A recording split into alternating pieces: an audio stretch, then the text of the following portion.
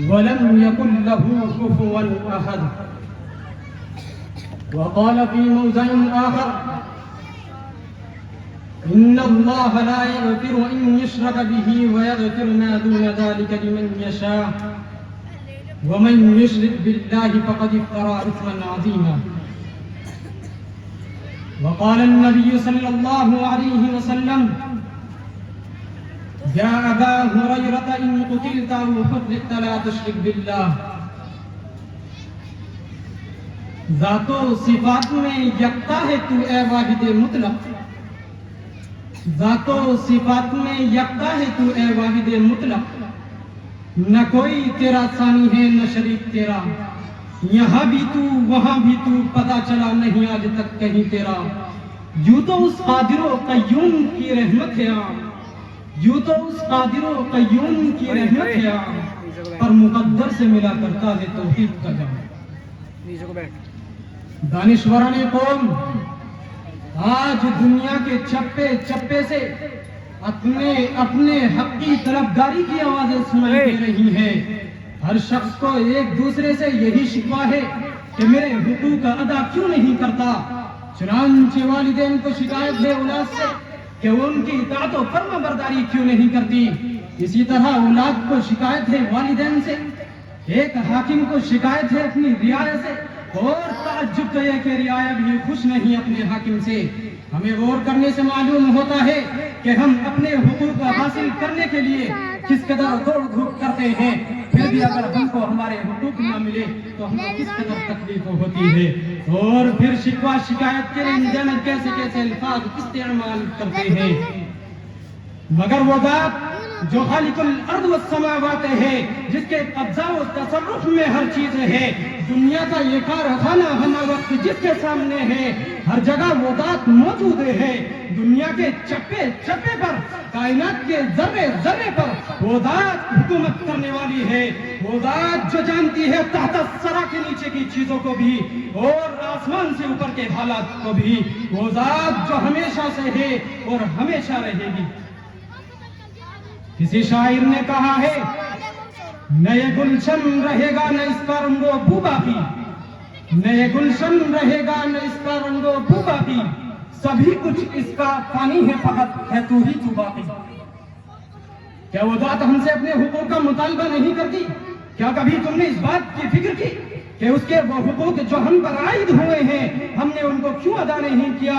وہ باری تعالیٰ بھی تو ہم سے اپنے حقوق کا طلبگار ہے، اور وہ بھی اپنے فائدے کے لیے نہیں بلکہ خود ہمارے ہی فائدے کے لیے. کیا ہم نے کبھی اس بات کی طرف دھیان دیا کہ اللہ کے حقوق کیا ہیں؟ اسلام کی نشر و اشاعت کا دعویٰ کرنے والوں، ذرا سوچو تو صحیح، کیا اس نے تم کو پیدا نہیں کیا؟ کیا وہ تم کو رزق نہیں دیتا؟ کیا وہ تمہاری مشکلوں کا حل نہیں کرتا؟ کیا وہ تمہاری حاجتوں کو پورا نہیں کرتا؟ کیا وہ تمہیں نعمتیں عطا نہیں کرتا؟ ان سب صفات کے حامل صرف اور صرف اللہ رب العزت ہی ہیں، دوسرا ان کا کوئی حامل نہیں. اور ہو بھی کیسے؟ خالق و مخلوق، عابد و معبود کا فرق یہ ہے. کیا اس ذات کا ہم پر اتنا بھی حق نہیں کہ وہ ہم سے اس بات کا مطالبہ کرے کہ تم میرے ساتھ کسی کو شریک نہ کرو؟ کلمہ طیبہ لا الہ الا اللہ محمد رسول اللہ میں یہی تو سمجھایا گیا ہے، لیکن ہمارے اعمال و اعتقاد میں وہ روح نہیں جس کا تقاضا یہ کلمہ کرتا ہے. اللہ کے دلارے، خدا کے پیارے، مالک کوثر، شافی محشر صلی اللہ علیہ وسلم نے ارشاد فرمایا: یا ابا ہریرہ ان قتلت او حرقت لا تشرک باللہ. اے ابو ہریرہ، اللہ کے ساتھ کسی کو شریک نہ ٹھہرانا، اگرچہ تجھ کو قتل کر دیا جائے یا آگ میں جلا دیا جائے.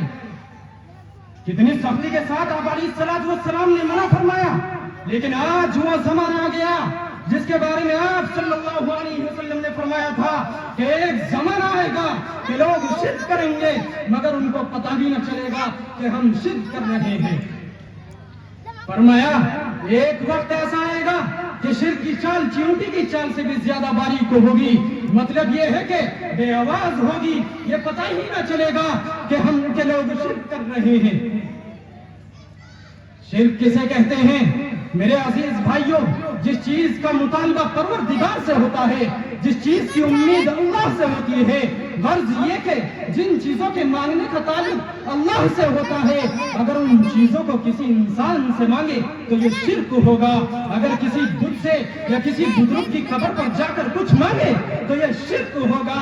یا اللہ کی صفات میں کسی کو شریک کرے, کسی کو عالم الغیب مانے, کسی کو حاجت روا مانے, کسی کو مشکل کشا مانے, کسی کو اولاد دینے والا مانے.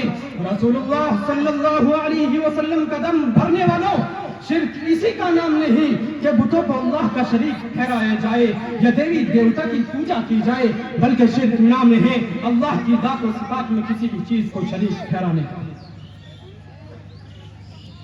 ملت اسلامیہ کے درخشندہ ستاروں, اس سے بڑھ کر اگر یہ بات کہہ دی جائے کہ آج کے دور کا مشرک پہلے دور کے مشرک سے کہیں زیادہ بڑا ہوا ہے تو یہ بات بے جانا ہوگی.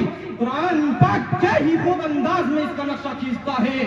قرآن کہتا ہے فَإِذَا رَكِبُوا فِي الْفُلْكِ دَعُوا اللَّهَ مُخْلِصِينَ لَهُ الدِّينَ فَلَمَّا نَجَّاهُمْ إِلَى الْبَرِّ إِذَا هُمْ يُشْرِكُونَ. مکے کے لوگ شرک کرتے تھے مگر جب کشتی بھور میں پھنسنے لگتی تھی اس وقت وہ اللہ کو پکارتے تھے اور اسی کے لیے عبادت کو خالص کرتے تھے. پھر جب اللہ ان کو خشکی کی طرف نجات دیتا تھا تو وہ لوگ پھر شرک کرنے لگتے تھے, پھر بتوں کی پوجا کرنے لگتے تھے. مگر افسوس صد افسوس آج کے نام نہاد مسلمانوں پر جو شرک میں اتنے سخت ہیں, جو ڈوبتی ہوئی کشتی پر بیٹھ کر بھی کہتے ہیں معین الدین چشتی لگا دے پار کشتی. کوئی صابر کلیاری کو پکارتا ہے, کوئی شیخ عبد القادر جیلانی کو پکارتا ہے, کوئی شیخ عبد القدوس سے اولاد طلب کرتا ہے.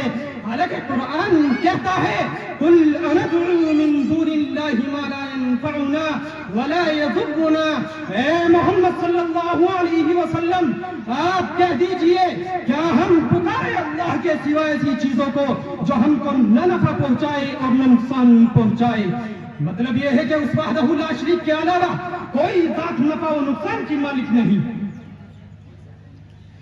عقل مندی کا دعویٰ کرنے والوں, ایک مولوی صاحب ایک بڑھیا کے پاس سے گزرا کرتے تھے. وہ بڑھیا چرخے سے کاتا کرتی تھی. اتفاق سے ایک روز مولوی صاحب نے ان سے کہا اماں جان چرخہ ہی چرخہ کاٹتی ہو, کچھ خدا کے متعلق بھی معلوم ہے.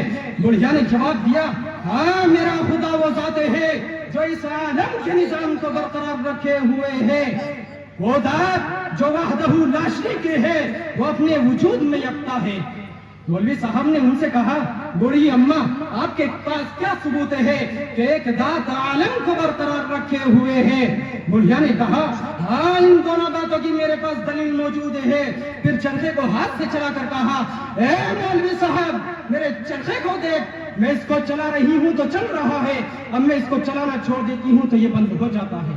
پر چرخے کے اس فعل نے میرے دل میں یہ بات جما دی ہے کہ اتنی معمولی سی شے کسی کے چلائے بغیر نہیں چلتی تو پھر اتنا بڑا عالم کسی کے چلائے بغیر کیسے چل سکتا ہے کہ جس میں انگنت مخلوق رہتی ہے. آسمان, زمین, چاند, سورج, انسان, جنات وغیرہ وغیرہ, حالانکہ سب اپنے نظامی عمل میں پورے طور پر مصروف ہیں. اس سے صاف طور پر معلوم ہوتا ہے کہ اس عالم کو چلانے والا کوئی ہے. اے مولوی صاحب وہی میرا خدا ہے, وہی میرا معبود ہے. دوسرا دعویٰ میرا یہ تھا کہ اللہ ایک ہے اور وہ بھی میں نے اس چرخے ہی سے سیکھا ہے. دیکھو اگر اس چرخے کو دو آدمی چلانے لگے ایک ادھر سے دوسرا ادھر سے تو چرخہ ٹوٹ پھوٹ کر درہم برہم ہو جائے گا. اسلام کے جیالو دیکھو کیا سوچتی بوڑھی اماں کی اور کیا ایمان تھا ان کا. گویا کہ بوڑھی اماں نے اپنی ان باتوں میں قرآن کریم کی 2 آیتوں کی ترجمانی کی ہے. پہلی آیت تو یہ ہے الہکم الہ واحد لا الہ الا هو الرحمن الرحیم. تمہارا معبود ایک معبود ہے, اس کے سوا کوئی معبود برحق نہیں, جو بڑا مہربان اور نہایت رحم والا ہے. دوسری آیت یہ ہے لو كان فيهما آلهة إلا الله لفسدتا فسبحان الله رب العرش عما يصفون. اگر ہوتے زمین و آسمان میں چند معبود اللہ کے علاوہ تو یہ دونوں درہم برہم ہو جاتے. بس اللہ تعالیٰ عرش کا رب ہے جو ہر اس برے وصف سے پاک ہے جو یہ لوگ بیان کرتے ہیں. میرے عزیز دوستو, ان باتوں کا خلاصہ یہ ہے کہ اللہ واحد ہے, اس کی ذات و صفات میں کوئی شریک نہیں, ہر چیز اس کے وجود کو بتلاتی ہے. اللہ تعالیٰ فرماتے ہیں وفی انفسکم افلا تبصرون، اپنے اندر غور کرو، کیا تم دیکھتے نہیں ہر چیز اللہ کے وجود پر دلالت کرتی ہے اور یہ بھی بتا دیتی ہے کہ اس کا کوئی شریک نہیں، اس کا کوئی ساجی نہیں۔ اس لیے ہر ایک فرد بشر پر یہ بات لازم اور ضروری ہے کہ اس کی خدائی میں کسی کو شریک نہ ٹھہرائے، وہی معبود حقیقی ہے، اسی کی عبادت کی جائے۔ اور اگر انسان نے ایسا نہیں کیا تو اس پر یہ شعر صادق آئے گا، نہ خدا ہی ملا نہ وصال صنم، نہ خدا ہی ملا نہ وصال صنم، نہ ادھر کے رہے نہ ادھر کے ہم۔ اس لیے اللہ تعالیٰ سے دعا کیجئے کہ اللہ رب العزت تعالی اور شرک و بدعت سے ہماری حفاظت فرمائے۔ مخلوق بے شمار ہے لیکن وہ خدا ہے ایک، مخلوق بے شمار ہے لیکن وہ خدا ہے ایک، حاجت طلب بہت ہیں حاجت روا ہے ایک۔ میں کیوں مانوں بات توحید و سنت کے خلاف، میں کیوں مانوں بات توحید و سنت کے خلاف، میرا رسول ایک ہے میرا خدا ہے ایک۔ وآخر دعوانا الحمد للہ رب العالمین۔